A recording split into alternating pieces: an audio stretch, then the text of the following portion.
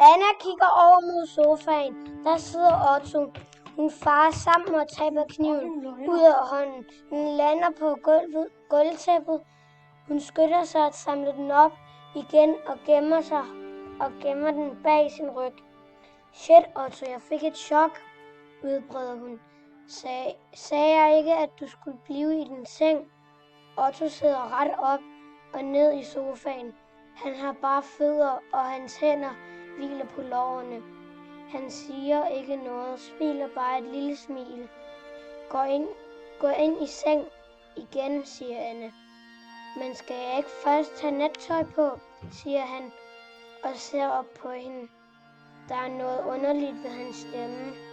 Lyden af den giver hende ondt i maven. Hun ser ned på hans fødder.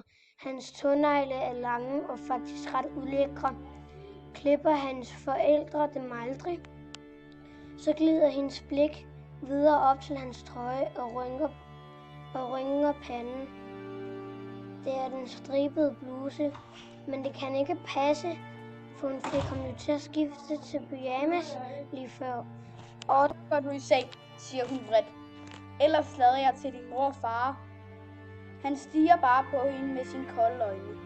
Jeg hedder ikke Otto, siger han. Og jeg kan slet ikke lide, når du prøver at bestemme over mig. Annas mave har knuset sammen. Hun strammer grebet om kniven bag ryggen. Hvem er du så? Siger hun. Hendes mund føles tør. Drengen i sofaen sidder stadig helt roligt. Nu smiler han. Hans tænder er små, spidse og gule.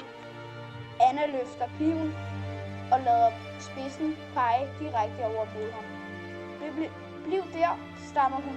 Bliv siddende, for ellers så i det samme hører hun en pustende lyd om bag sig.